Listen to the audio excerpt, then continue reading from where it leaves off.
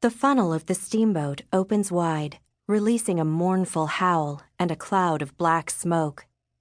The moorings have been dropped and the gangway has been drawn up. In a wide arc, the boat pulls away from the pier and steers out to sea. Stephie stands in the stern, waving. All the people on the pier wave back. Nellie, Auntie Alma, the little ones, and Vera. Stephie said goodbye to Uncle Evert last night, before he headed off with the fishing boat he works on, the Diana. When he and the rest of the crew return with their catch in a few days, Stephie won't be there. The people on the pier are shrinking. Soon, Stephie can't see them. The last thing she loses sight of is Vera's copper-red hair, glistening in the sun. "Let's go inside and sit down," Aunt Marta says. "Our clothes are getting dirty from the coal smoke." Brushing a few particles of dirt only she can see off the sleeve of her light summer coat, Aunt Marta precedes Stephie to the passenger area, her little straw hat pressed firmly down over the gray bun at her neck. Aunt Marta's wearing her very best clothes to take Stephie to Goteberg, where Stephie is going to board with Dr. Soderberg and his wife, so she can continue her schooling. The school on the island is only for the first 6 years. 1 weekend a month, and on vacations, she'll stay with Aunt Marta and Uncle Evert. It's all planned. The air in the passenger area is muggy. Stephie fans herself with a newspaper someone left on the bench where they're sitting. Aunt Marta, though, sits straight as a ramrod, with her buttons done up to the neck and the corners of her headscarf crossed neatly over her chest. She doesn't seem to notice the heat.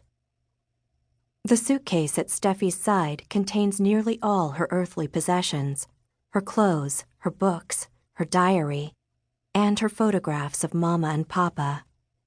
The only thing she left in the room under the eaves at Aunt Marta and Uncle Evert's is her old teddy bear. She's a big girl now, 13. She intends to go by the name of Stephanie at her new school.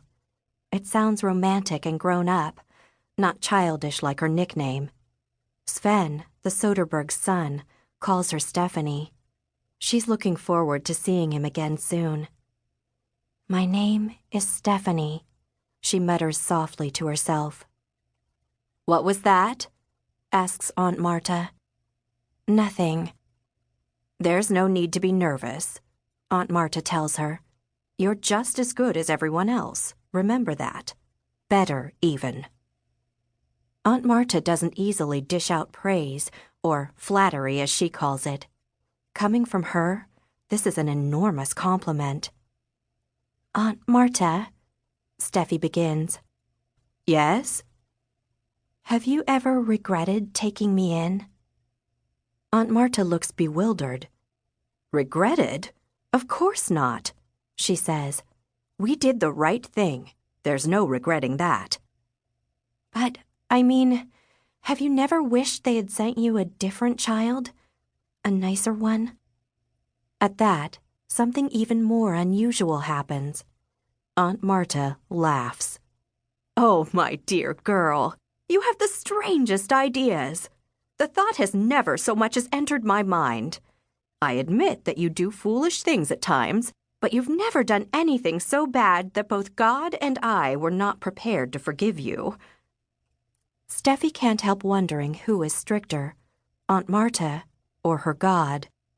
Or do God and Aunt Marta always agree about everything? The steamboat barrels along between the little islands and skerries. Off in the distance behind them is the horizon.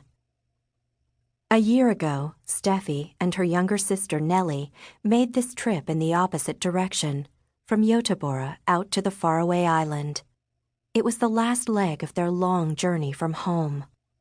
Their parents are still in Vienna. The Swedish government agreed to take in Jewish refugee children, but no adults. When Stephie was sent to the island, she had to leave everything familiar behind and make her way to a foreign country to live with strangers who spoke a language of which she knew not a word. In a letter to her parents, she wrote, "This place is nothing but sea and stones. I can't live here." She never sent that letter. This time, she's not leaving because anyone is making her. She's leaving of her own free will. She wants to go on with her education, study hard, and go to the university where she'll become a doctor like Papa. She's wanted to follow in his footsteps for as long as she can remember. But from the beginning, of course, she expected to do it all at home, in Vienna. So here she is, breaking away again, this time from Aunt Marta and Uncle Evert, from Vera, the one friend she finally made, and from Nellie, who's going to stay with Auntie Alma and her family on the island. Will Stephie never again feel completely at home anywhere? Will she always be on her way to the next destination?